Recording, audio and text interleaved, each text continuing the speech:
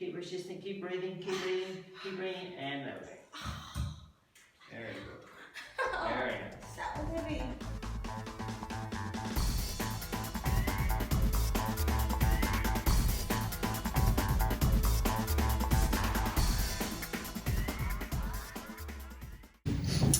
So I'm going to start off the night, probably talk for half an hour, a bit more. I'll probably run over a little bit. And then Simon's going to talk for about half an hour, okay?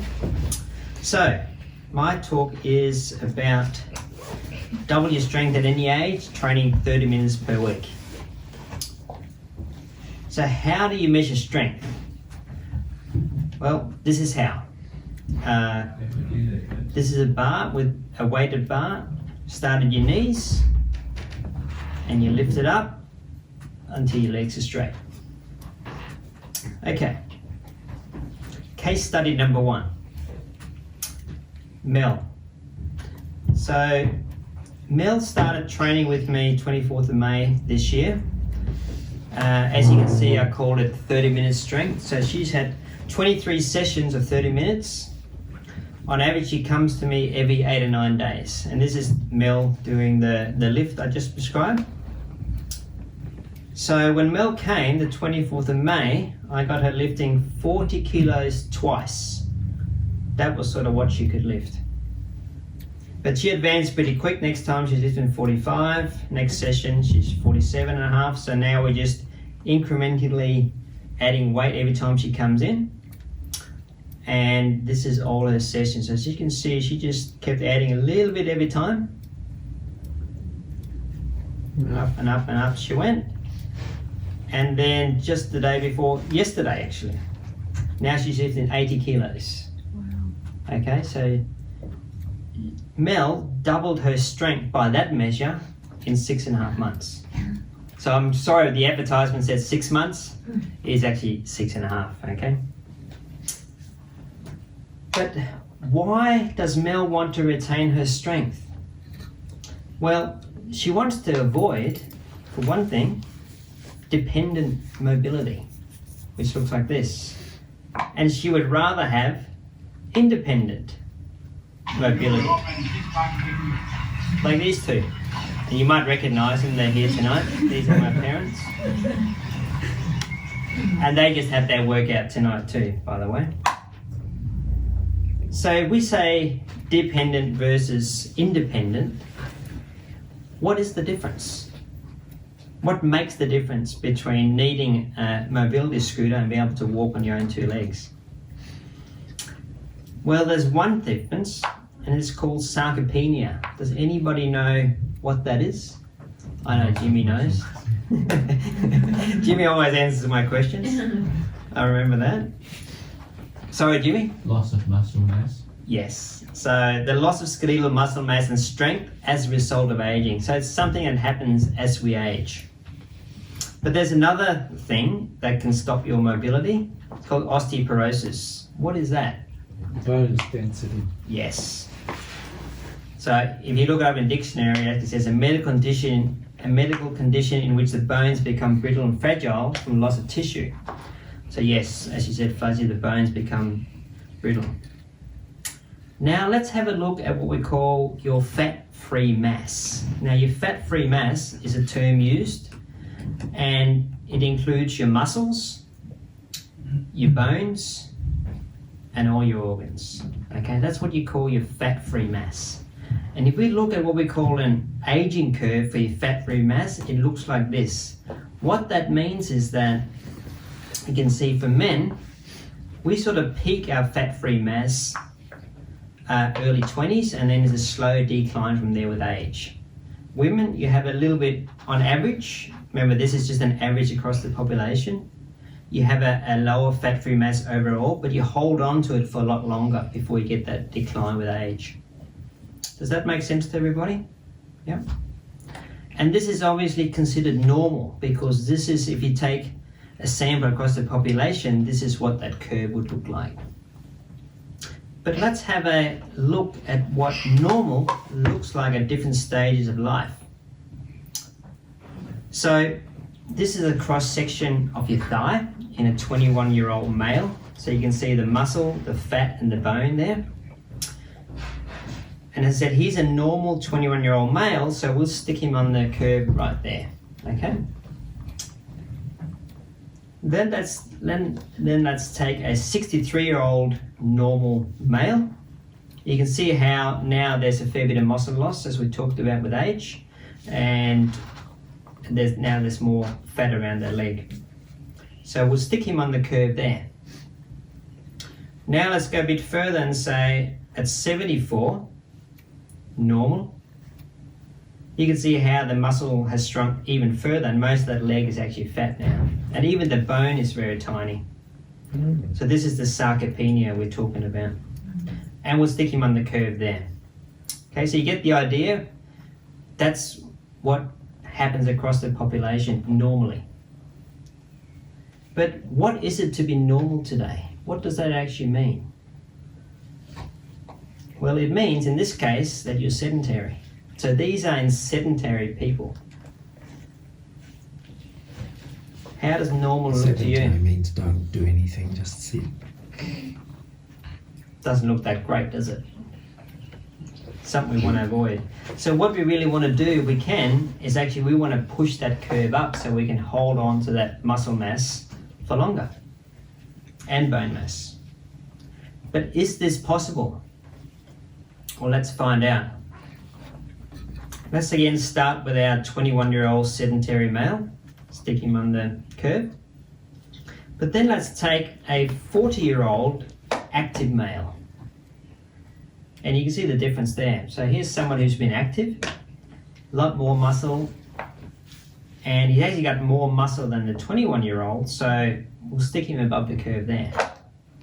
So he's been able to sort of bend that curve upwards a little bit for his age.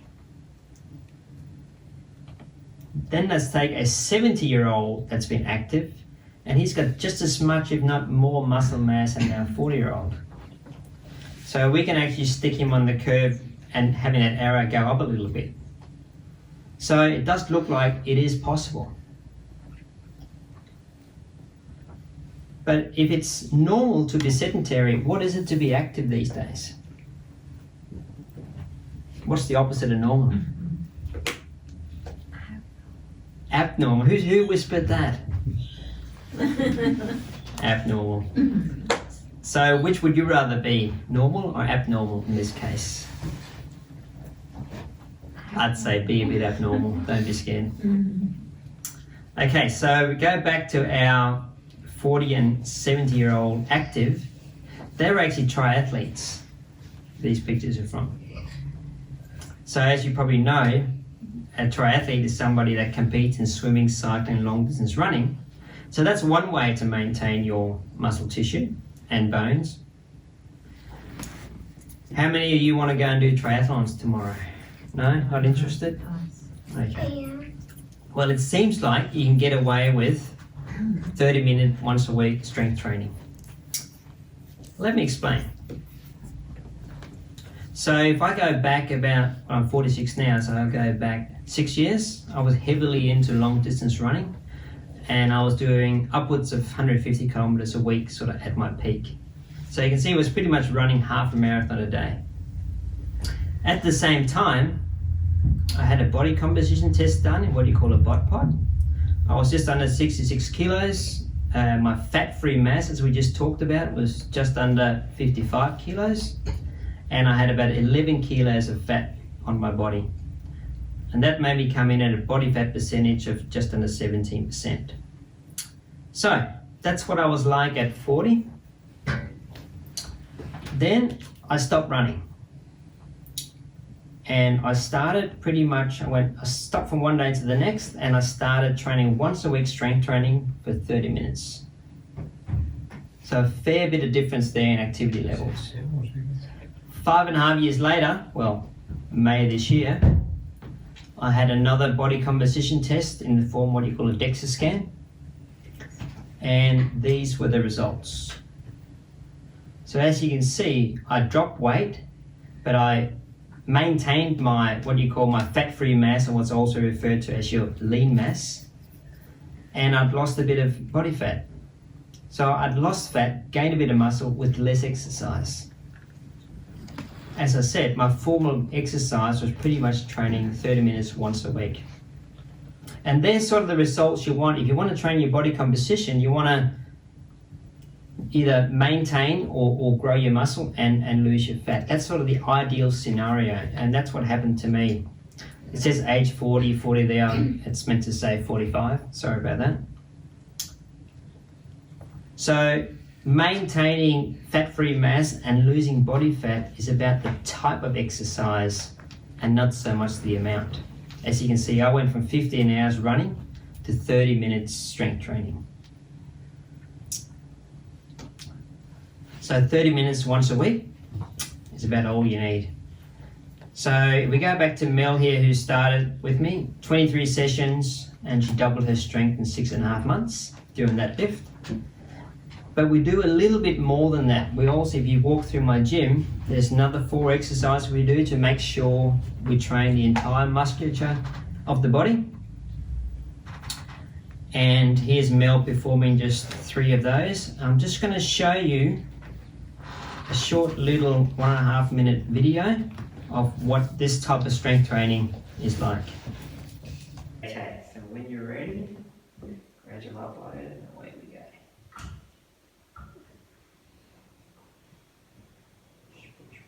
Stop. Very good. Very good. Nice. Just elbows down a little bit. Just elbows down a fraction. Yeah, not too. Yeah, that's good. Slowly keep breathing. That's it. Ready and turn.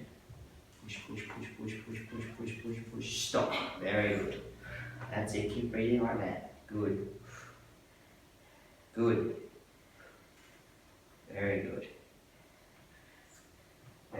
Slowly now. Slowly. Ready. Turn. Push. Stop. Very good. Good man. Very good. Slow down. That's it. Nice. Very nice. Ready and turn. Push. Stop. Very good. Slowly now. Slowly. Very good. Slowly. Control it and turn. Push. Just a sticky boy. Keep pushing. Push. Keep pushing. Push.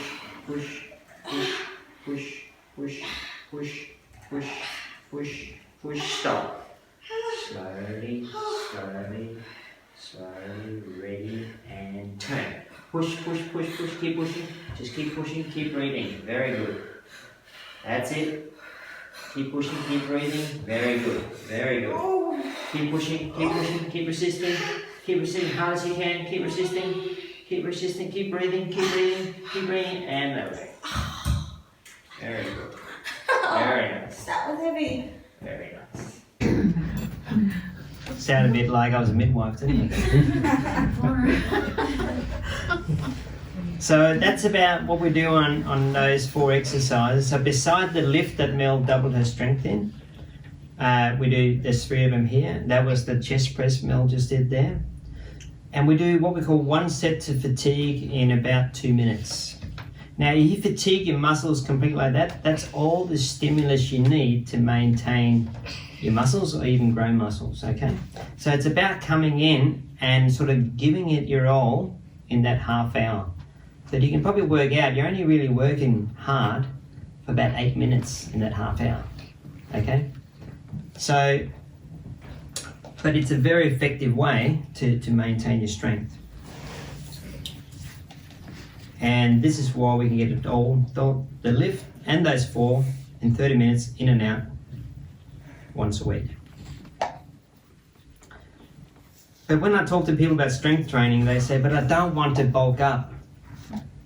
Look, don't worry about it. You won't, okay? I put on 0.8 kilos in 5 years, all right? And I didn't end up looking like this, okay? But I guarantee, as I was just talking to Gary about, you will get stronger. And just to give you an idea of what I've been able to do with this minimal training over 5-6 years.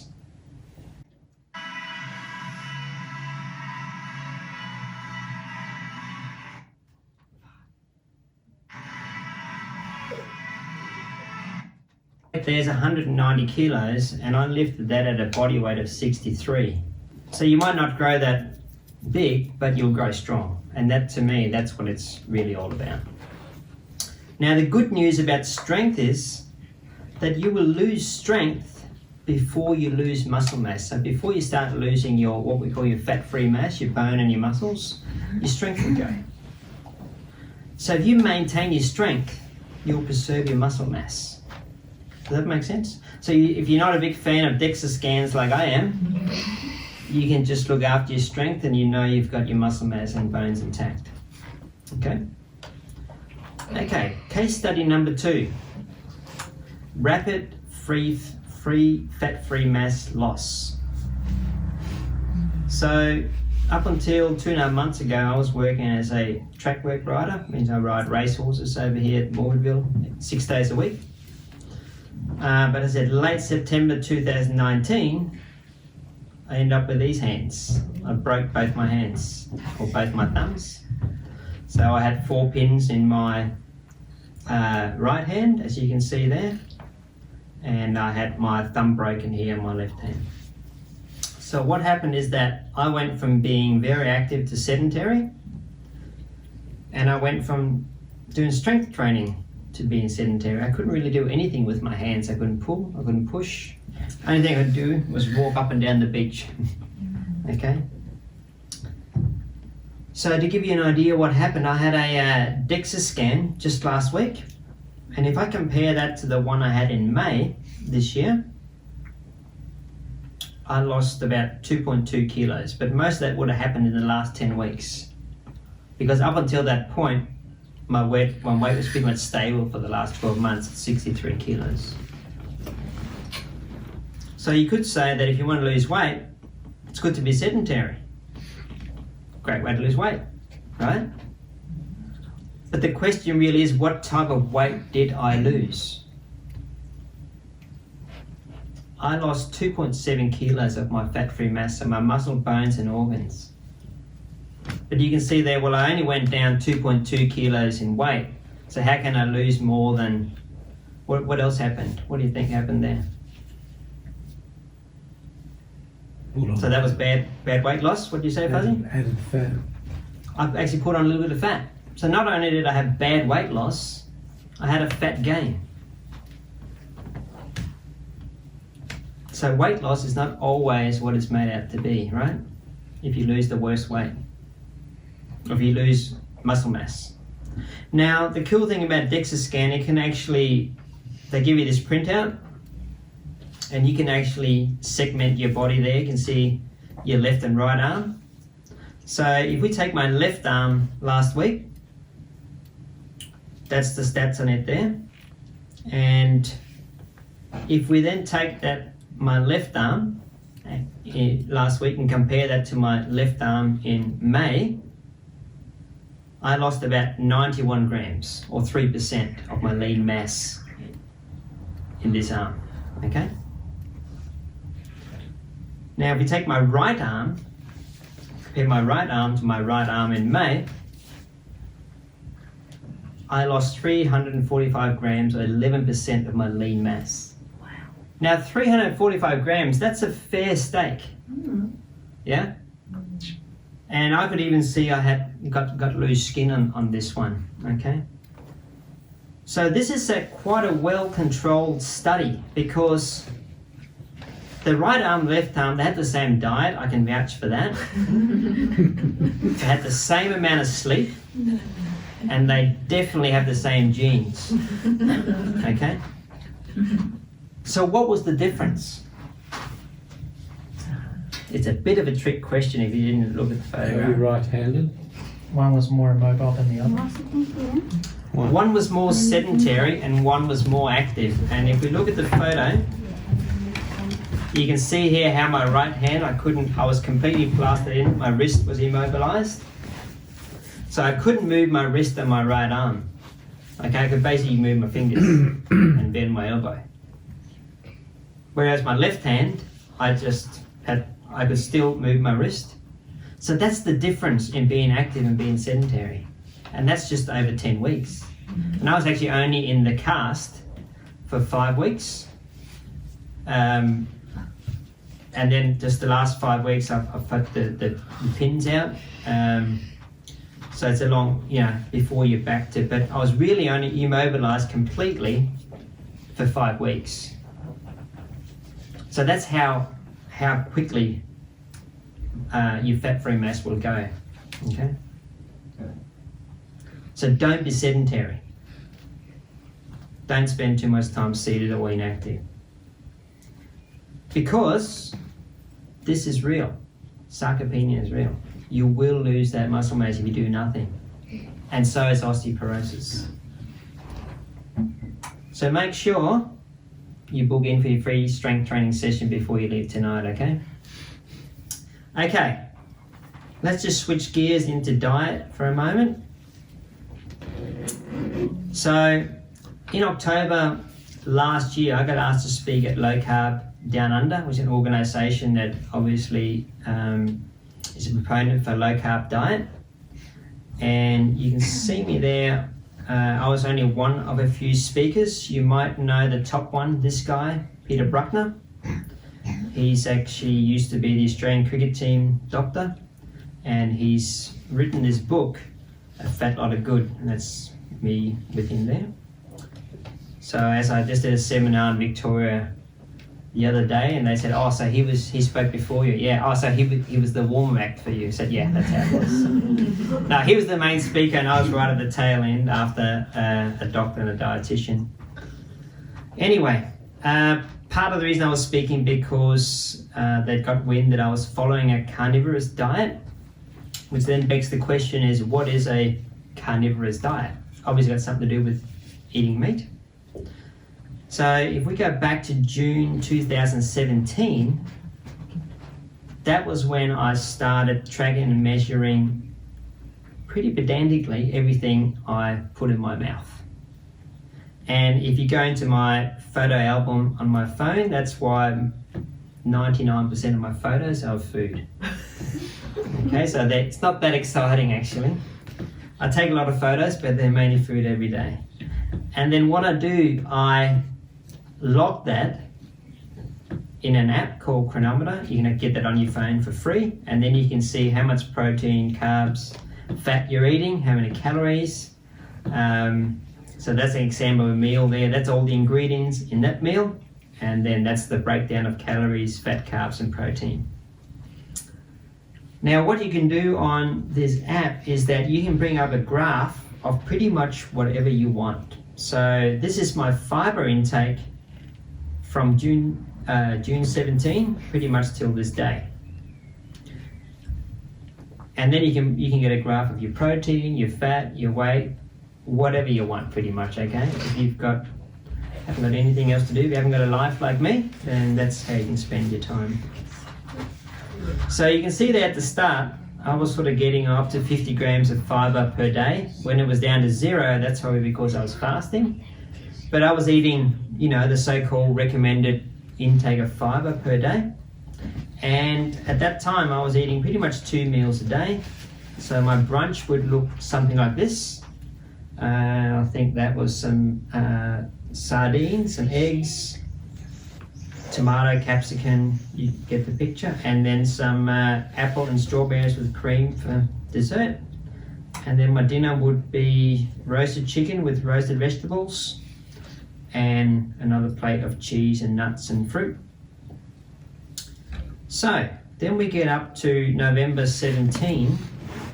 You can see there's this very drastic drop off in my fiber intake, and that's because I started to experiment with this, what was sort of getting popular at the time, called carnivore way of eating. So my meals pretty much went from looking like this to looking like this. I thought I'd give it a go, but I thought I'll keep my most favourite vegetables in there, which was red capsicum and homemade sauerkraut. But pretty soon, they went from looking like that to looking like that. I found I simply left them on the plate. So I sort of went what you term full carnivore. So instead of now my brunch looking like that, it would now look like this. I don't have the dessert that often, but every now and again I do, and then it will be, say, like half an apple, bit of cheese, and a touch of yogurt. But not many vegetables with my main meal.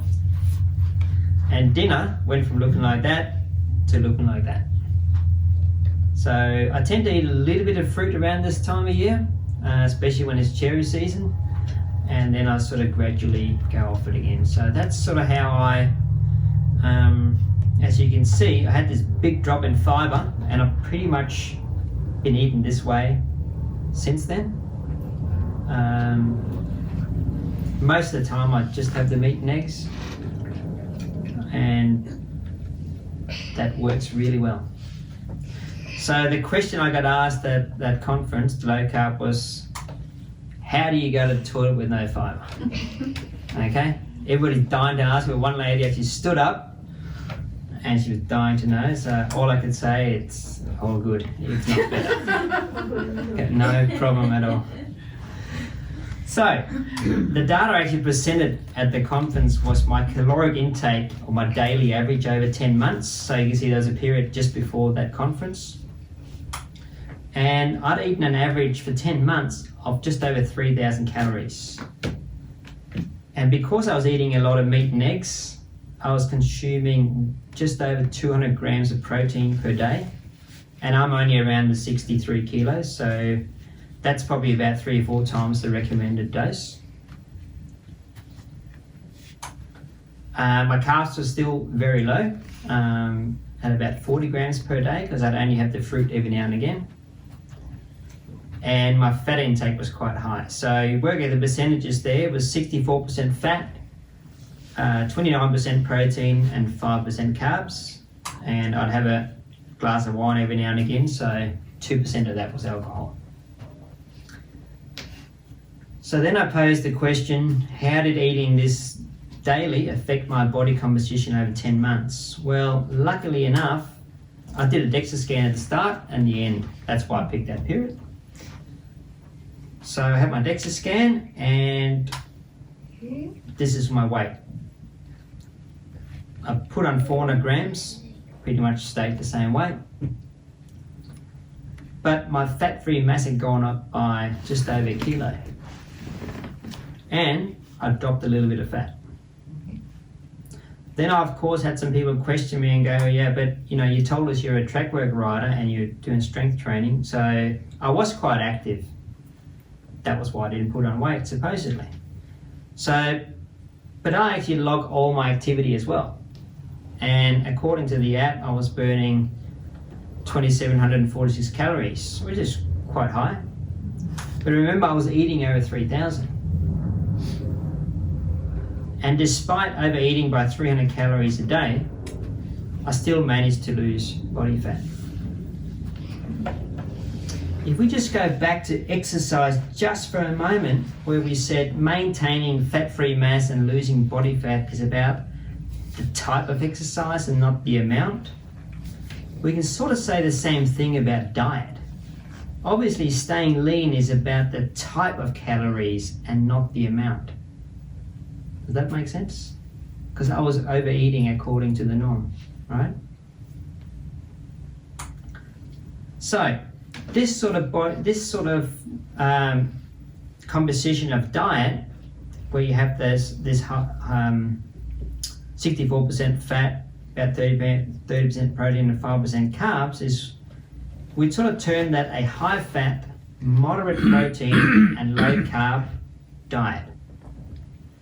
Now let's say I had gone to McDonald's and got the same amount of calories, so I worked this out, as what I just showed you. I would have to eat 4 Big Macs, 2 serves of fries, and 1 apple pie with my dessert at night. That would give me just over the 3,000 calories. But can you see how the different composition? If I ate those foods, it'd be 46% fat, 40% carbs, and only 14% protein. And we'd sort of term that diet a high fat, high carb, low protein diet.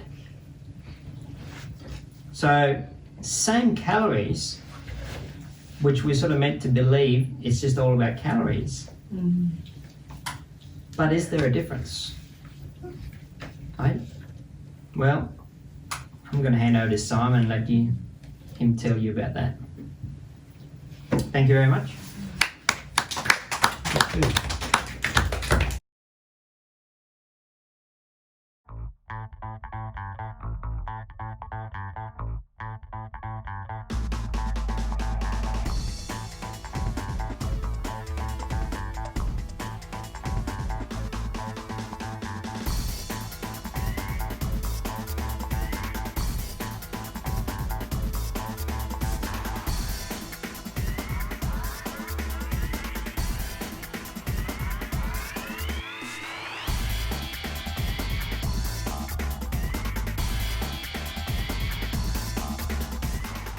Keep resisting, keep breathing, keep breathing.